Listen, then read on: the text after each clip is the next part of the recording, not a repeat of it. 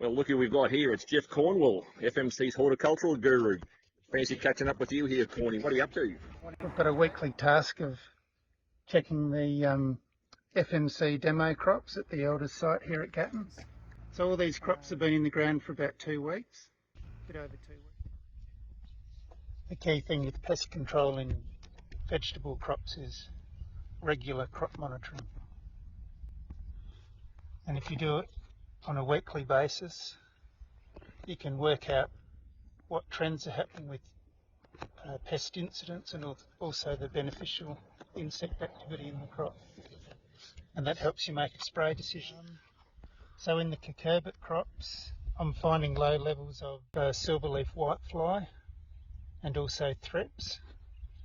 There's also old leaf miner damage evident in the capsicums and also the tomatoes.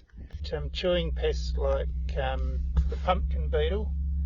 In the tomatoes, there's evidence of a significant Heliothis egg lay. It's roughly 1 egg per plant, and the tomatoes are only 6 true leaf.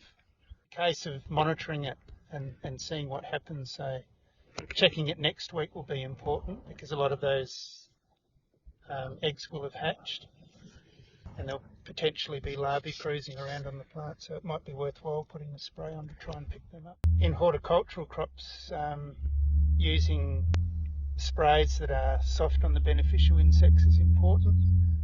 So because there seems to be a bit of a complex of pests in here, product that's got a bit of broad spectrum actually, something like Benevia. So with this sweet corn, at this early vegetative stage, it's really susceptible to fall armyworm. So the key thing is to look at the crop and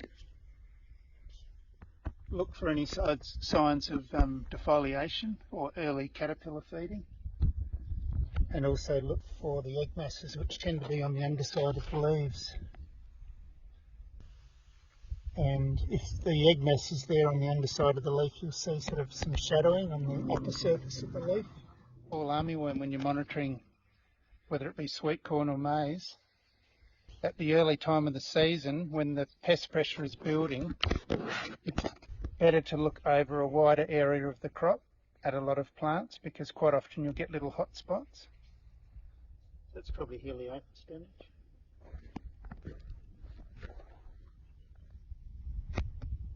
That occurred in the whirl when the leaf wasn't unfolded. The caterpillars drilled through the leaf, and then as the leaves emerged and expanded, it displays the damage. White-collared lady beetle. They're a generalist, so any caterpillar eggs or aphids, it would clean them up. Week 1 completed, assessing the FMC crops at the elders demo site at Gatton.